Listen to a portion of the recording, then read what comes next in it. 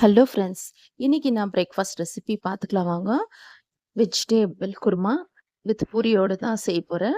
Vegetable kurma சேர்த்து vegetables cut பண்ணி வச்சுக்கினேன். Green peas உரிச்சு வச்சுக்கினேன். 2 பிக் ஆனியன் கட் பண்ணி வச்சுக்கோங்க. ஒரு கடாயில் எண்ணெய் ஊற்றிட்டு பட்டை, கிராம்பு, ஏலக்காய், லவங்கு போட்டு ஃப்ரை பண்ணிவிடுங்க. அது வதங்கினதுமே இந்த கட் பண்ணி வச்சுருக்க அனியன் போட்டு நல்லா வதக்கிடுங்க.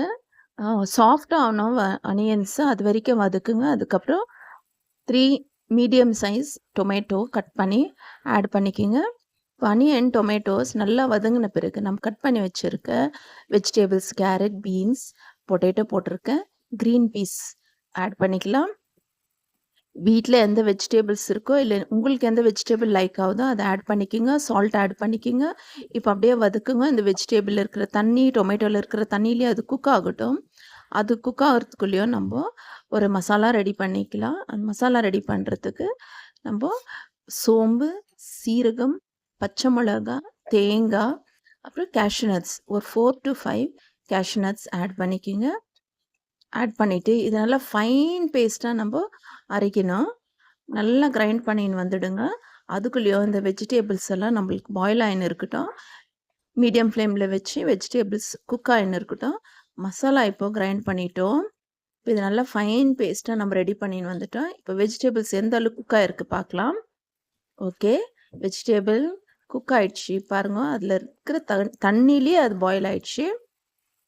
நல்லா ஒரு 70 to 80% இந்த வெஜிடபிள் அதில் இருந்த தண்ணியிலே நல்லா குக் ஆகிடுச்சு. இப்போது நம்ம கிரைண்ட் பண்ணி வச்சுருக்க இந்த கேஷ்யூ நட் பேஸ்ட்டு, அப்புறம் கோகோனட் எல்லாம் கிரைண்ட் பண்ணி வச்சுருக்கிறத ஆட் பண்ணிக்கலாம். அப்புறம் மிக்ஸி ஜாரில் கொஞ்சம் தண்ணி ஊற்றிட்டு அதில் ஊற்றிக்கிங்க. மிக்ஸ் பண்ணிக்கிங்க. அவ்வளோதான். உப்பு, காரம் டேஸ்ட் பார்த்துக்கோங்க. காரம் தேவைப்பட்ட பச்சை மிளகா போட்டுக்கோங்க. நல்லா பாயில் ஆகட்டும். இந்த டைமில் நீங்கள் க்ளோஸ் பண்ணி வைங்க. இன்னும் இருக்கிற ஒரு 10% அந்த வெஜிடபிள் குக் ஆகட்டும். அவ்வளோதான் ஃப்ரெண்ட்ஸ், சூப்பராக நம்மளுக்கு வெஜ் குருமா பூரிக்கு ரெடி ஆயிடுச்சு. இந்த ரெசிபி நீங்கள் ஒன்ஸ் ட்ரை பண்ணி பாருங்க. ரொம்ப டெலிஷியஸாக இருக்கும். நான் இன்னைக்கு பூரியோடு தான் சர்வ் பண்ணுறேன். ஃபைனலாக கொஞ்சம் ஃப்ரெஷ் கறி லீவ்ஸ், கொரியாண்டர் லீவ்ஸ் கார்னிஷ் பண்ணிவிட்டு சர்வ் பண்ணி பாருங்கள்.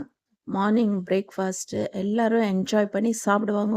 இந்த ரெசிபி உங்களுக்கு யூஸ்ஃபுல்லாக இருந்துச்சுன்னா உங்கள் ஃப்ரெண்ட்ஸ், ரிலேட்டிவ்ஸ்க்கு ஷேர் பண்ணுங்கள். இது வரைக்கும் சப்ஸ்கிரைப் பண்ணலன்னா சப்ஸ்கிரைப் பண்ணுங்கள் ஃப்ரெண்ட்ஸ்.